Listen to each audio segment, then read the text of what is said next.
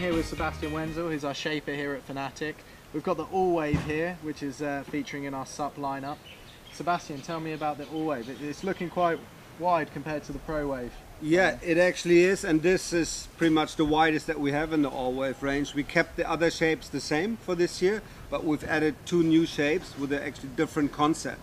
We have an 8.3 and a 7.11. The 8.3 is 32 inches wide. It's a pretty wide board, and the 7.11 being 31 inch wide. What's the idea behind these boards? These boards are different to what you normally would ride, and honestly I was quite skeptical when we started developing these short and wide boards, because I wasn't really sure how you're going to make a 32 inch wide board turn, you know, or 31 inch. It's a very wide board, but I was very positively surprised when we tried out the first prototypes. Realized, wow, this is actually fun in smaller waves. And we were testing pro waves and these at the same time, and sort of had high surf. And we're like, yeah, well, now we did the AllWave testing, let's go to the pro waves. It's going to be so much more fun. But surprisingly enough, in this sort of waves, it's not that much more fun, because here you have a rounder outline. It's very stable. You can sort of slash the board around. It's very compact. Catch so many more waves as well, I and guess. Catching waves is so easy. One thing you'll notice, the board is pretty wide, but it's fairly thin here at the rail. We have a very slight dome into it, and that's dropping into this nice thin rail that really helps. So the boards are not so chunky. Makes it easy to turn. Obviously on a shape like that, you stand way further back. You really have your foot all the way at the tail, and then you can slide the board around. We tried different rockers.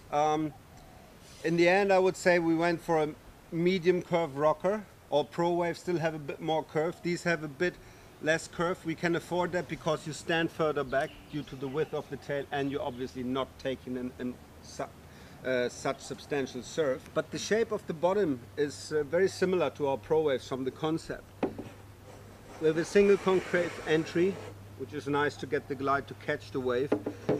And we maintain that concave, adding a bit of double in the middle, and then this runs through to the tail. You can see this here, and then fading out to 0 off the tip.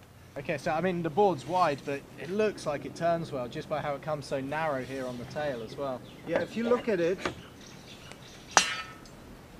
we bring in the tail nicely, and this is important because you need sort of a pivot point, and that's in the back here. Yeah. And if that board's too wide, you won't be able to slash it around. So you really ride it more off your back foot, and this is why with the narrow tail, this supports it. Okay. On top of this nice looking limited edition, we also feature a HRS board here. This is the 711. Same design idea, same concept. Obviously adjusted the bottom curve to the length. And this comes in our HRS version as well. Pretty cool looking still. High resistance skin. Looks bit nice better in solid. price. Yeah. Rock solid. So if you want to get into wave surfing, this might be a good price point option.